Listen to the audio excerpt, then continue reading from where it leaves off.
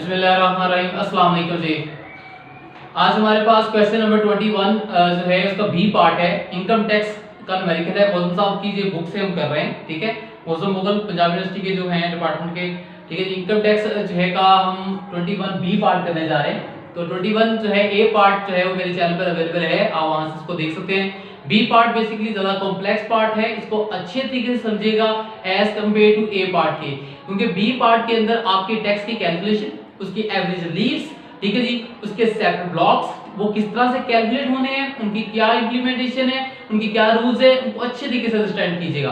तो स्टार्ट करते हैं। हमारे पास क्वेश्चन नंबर 21 बी का जो है 21 का बी पार्ट जो है वो हम स्टार्ट करने जा रहे हैं, ठीक है जी। So let's move on. हमारे पास इसको स्टार्ट करते हैं और हमारे पास जो है क्वेश्चन नंबर 21 बी का जो पार्ट था हमारे पास, इस क्वेश्चन का जो टैक्सेबल इनकम है, लास्ट पार्ट ए में है हमने टैक्सेबल इनकम फाइंड कर लिया था। तो हम टैक्सेबल इनकम से आगे स्टार्ट करते हैं कि टैक्सेबल इनकम से आगे भी किस तरह से इसको सॉल्व करना है। तो मैं सबसे पहले अपनी टैक्सेबल इनकम लिख लेता हूं।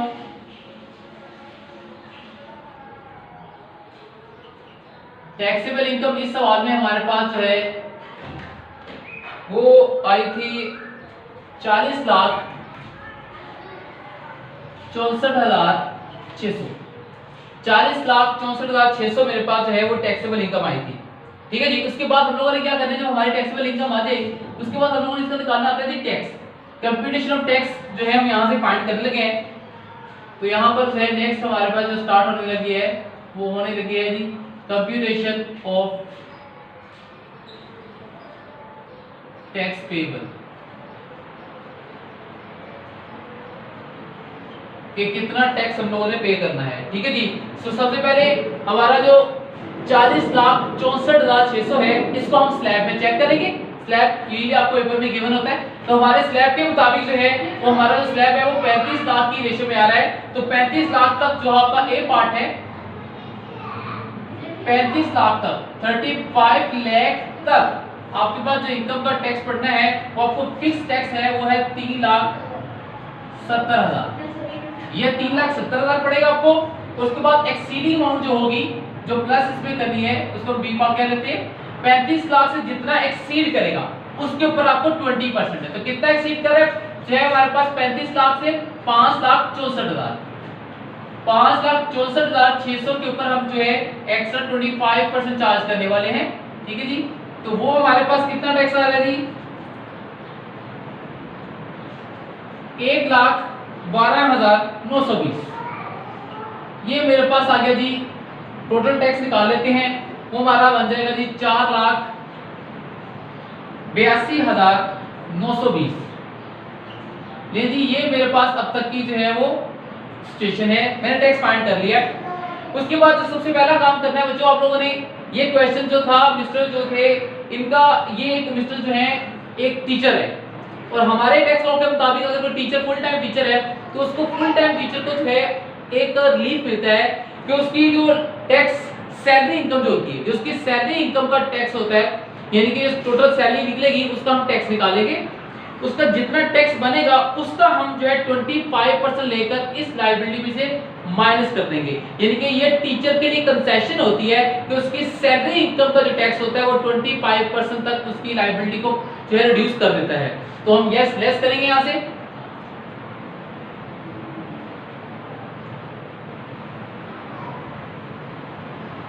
Full time teacher allowance,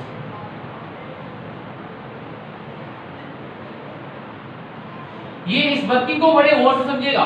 full time teacher allowance कैसे निकालना है मैं आपको करके दिखाता हूं। देखिए, फुल टाइम टीचर अलाउंस की जो रेशियो है वो बेसिकली लगनी है आपकी जाके सैलरी इनकम पे, ठीक है। तो सैलरी इनकम का जो है हम पहले टैक्स निकालेंगे। सैलरी इनकम का टैक्स कैसे निकालना है ये चेक कीजिएगा। पहले आपको करना क्या है, टोटल सैलरी जो आपको मैंने पार्ट ए में करवाया था, 21 का ए पार्ट था, उसमें टोटल सैलरी हमने कैलकुलेट की हुई है, ठीक है जी, हर एक हेड की इंडिविजुअल। तो उसमें टोटल सिर्फ सैलरी का जो हेड है, अगर आप उसको टोटल देखने जाके सैलरी का टोटल जो सैलरी थी हमारे पास का जो हेड था उसकी जो टोटल सैलरी आई थी वो आई थी 38,70,000। 38,70,000 को आपने स्लैब में चेक करके उसका स्लैब निकालना है। तो मैं सैलरी का टैक्स निकाल रहा हूं, ये वर्किंग कर रहा हूं tax on salary, tax on salary income मैं फाइंड करने लगा हूं। आपको पता होगा सैलरी इनकम का जो सैलरी इनकम थी, ठीक है जी, वो सैलरी इनकम हमारे पास जो थी वो एक तो मैं यहाँ पे शो करवाता हूँ ताकि आप लोगों को पता लग जाए। इनकम थी हमारे पास सर 35 लाख की, सॉरी 38 लाख 70 हजार, ये हमारे पास सैलरी इनकम थी। 38 लाख 70 हजार मेरे पास सैलरी इनकम थी, ठीक है जी। उसके ऊपर जो टैक्स बनता है वो देख लेते हैं। ए पार्ट सर अगेन 35 लाख, ये स्लैब आप चेक कर सकते हैं कि 35 लाख तक ये स्लैब लगा रहा हूं तो मेरे पास 3,70,000 लगा, तो ये भी उसी स्लैब पे फाइल कर रही है, ठीक है।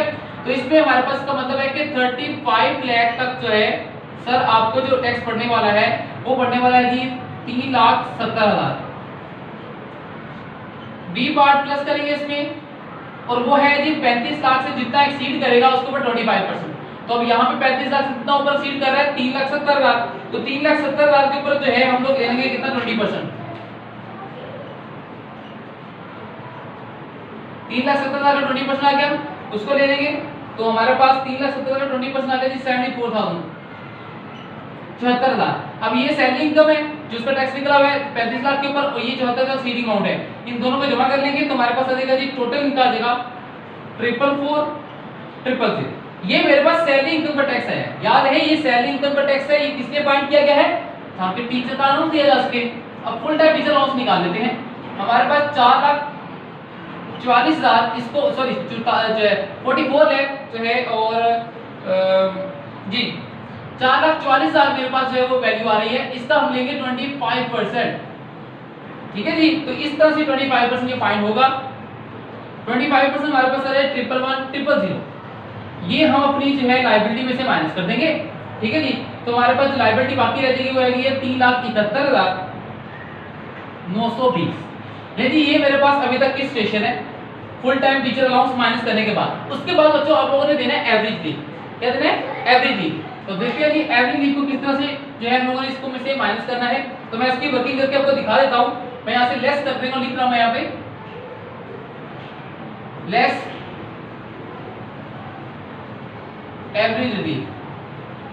तो एवरेज लीव किस तरह से फाइंड करना है, यहां पर एक एवरेज लीव आया है बच्चों, और वो आया है हमारे पास डोनेशन वाला, ठीक है।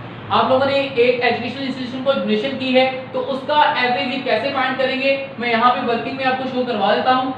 इसको ऐसा करते हैं यहाँ पे ट्रांसफर कर लेते हैं ताकि आप लोगों के लिए समझने में आसानी हो। हमारे पास जो रिमेनिंग अमाउंट रहेगी वो लगेगी 3,71,920 जो पे करने वाली है, ठीक है जी। इसमें से हम लोग लेस कर रहे हैं एवरेज लीव। एवरेज लीव कैसे माइनस करना है इसको चेक कीजिएगा। हमारे पास फार्मूला होता है एवरेज लीव का, gross tax divided by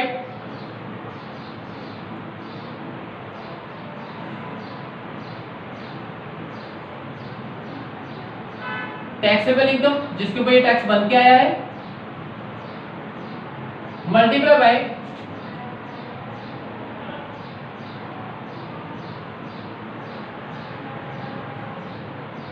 admissible amount, ठीक है जी।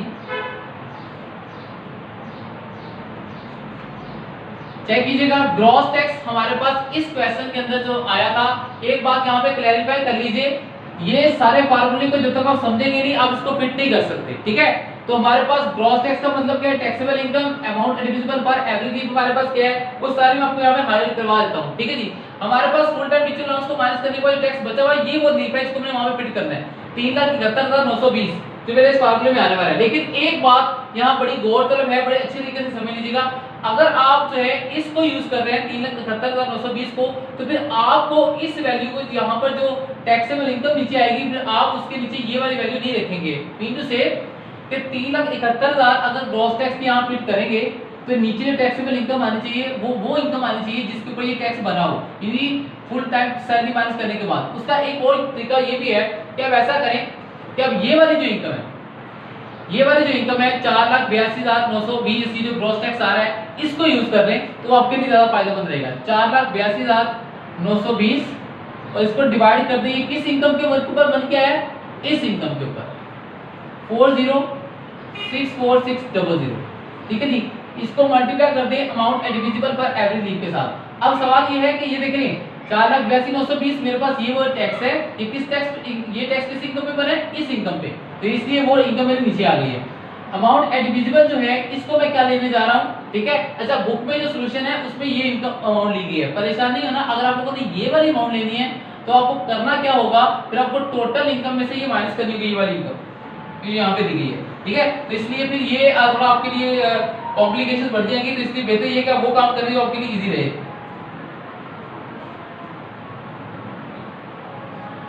चलिए जी आगे बढ़ते हैं, ठीक है जी। तो हमारे पास जो है फर्दर सिचुएशन कुछ यूं है जी हमारे पास जी, ठीक है।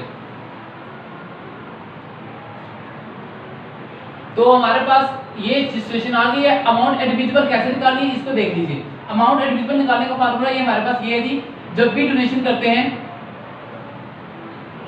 तो डोनेशन में हमारे पास दो वैल्यू आप लोगों ने निकालनी है।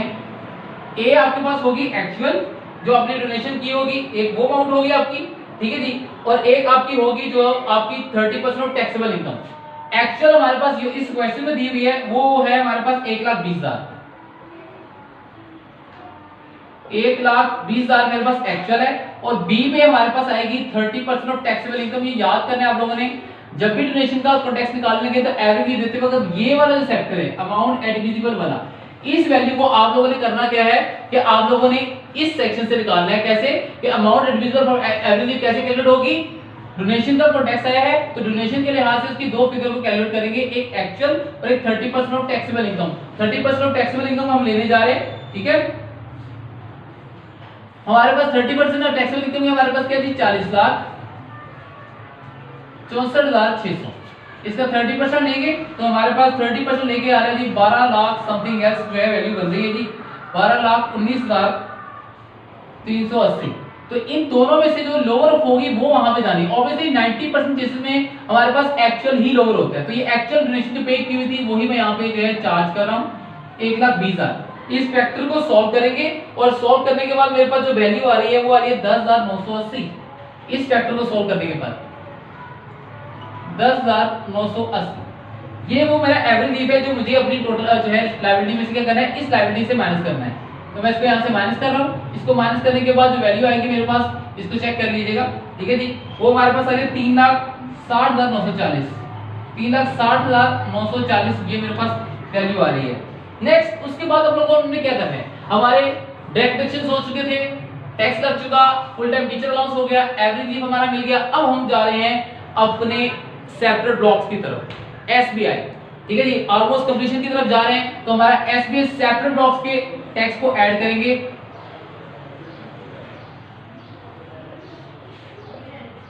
एसबीआई का टैक्स में ऐड करने लगा हूं बच्चों। सबसे पहला जो एसबीआई का टैक्स है वो आपके पास एक जो है गेन था प्रॉपर्टी का, इमूवेबल प्रॉपर्टी का, गेन ऑन इमूवेबल, ठीक है जी। और एक जो है गेन ऑन इमूवेबल प्रॉपर्टी है जिसका holding period with in 1 year था, या holding period less than 1 year था, यूं कह लीजिए लेस देन 1 ईयर, ठीक है जी। उसका ट्रीटमेंट क्या था, मैंने आपको बताया था कि आपके पास जो सिचुएशन है इस सवाल के अंदर, उसने कहा था जी holding period less than 1 year है, लेस देन 1 ईयर है तो जो आपकी अमाउंट आती है वो 100% टैक्सेबल होनी थी। उसके ऊपर रेट कितना टैक्स लगना है, 3.5 की।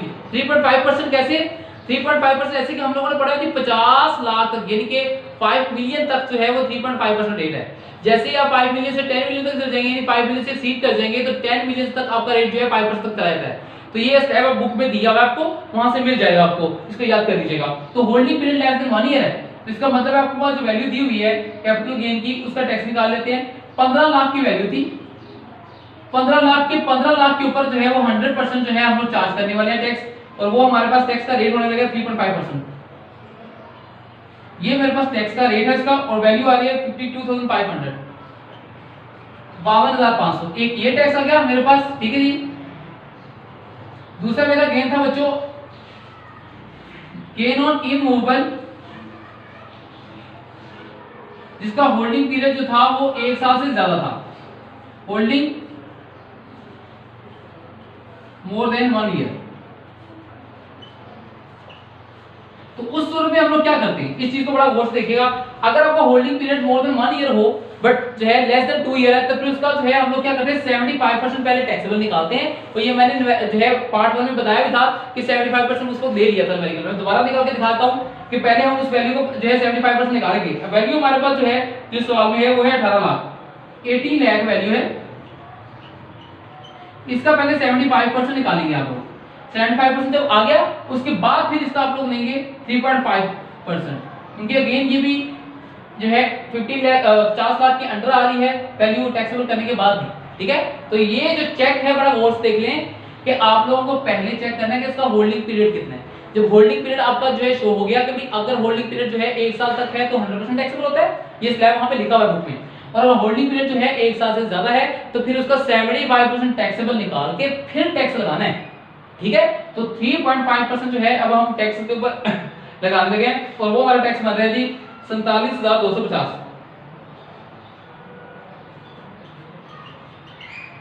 ये मेरे पास का जो है पार्ट आ गया, ठीक है जी 47,250।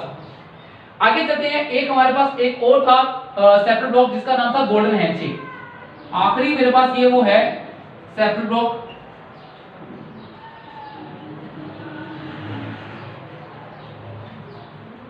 गोल्डन हैंडशेक बच्चों कैसे करना है इसको गौर से देखिएगा।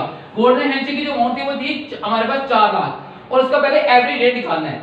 एवरी रेट कैसे निकलेगा वो आपको यहाँ पे शो भी करवा देता हूँ कि एवरी रेट की वर्किंग किस तरह से होगी, ठीक है जी। तो इसको थोड़ा सा समझिएगा अच्छे तरीके से।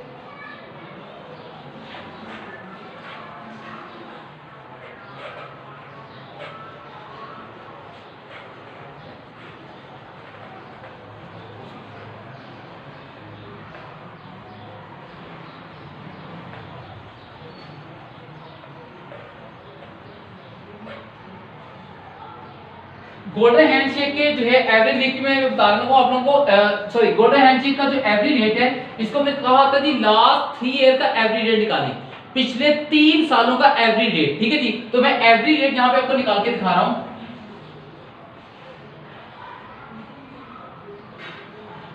एवरेज रेट कैसे निकलेगा, लास्ट 3 ईयर टैक्स ले लें, जो लास्ट ईयर का टैक्स रेट है उन तीनों को जमा करके 3 पे डिवाइड कर दें। अब इस क्वेश्चन के अंदर जो है हमें लास्ट 3 ईयर के टैक्स रेट दिए हुए हैं 25%, 20%, 15%। इन तीनों को जमा कर लेंगे। हमारे पास है लास्ट ईयर के रेट जो है वो है एक है 25%, एक है 20% और एक है हमारे पास 15%। इन तीनों को जमा किया तो हमारे पास आ गया जी 60%। अब इस 60 को डिवाइड कर देंगे 3 के ऊपर तो हमारे पास एवरेज रेट निकलेगा, दैट वन इज 20%। तो 20% मेरा एवरेज रेट है जो कि मैंने अप्लाई करना है अपने गोल्डन हैंडशेक की अमाउंट के ऊपर, ठीक है जी। तो 4 लाख का गोल्डन हैंडशेक है, उसके ऊपर 20% लेंगे। तो 4 लाख के ऊपर 20% लिया तो मेरे पास आ गया जी 80,000, 80,000। ये जो मैंने जो है इसमें ऐड करना, सॉरी ये तीनों टैक्सेस है सेपरेट के, सेपरेट ब्लॉक्स के टैक्सेस हैं जो मैंने ऐड करने हैं। अब इनको नेट कर लेते हैं। तो मेरे पास जो वैल्यू आ गई है वो आ गई है जी 5,40,690। तो ये मेरे पास वैल्यू है जो 5,40,690 मेरे पास इस सवाल में दी गई है, ठीक है। अब इसमें से आखिरी जो स्टेप है फाइनल, ठीक है जी, वो है एडवांस टैक्सेस को माइनस करना। तो मैं अपने 5,40,690 में से माइनस करने वाला हूं लेस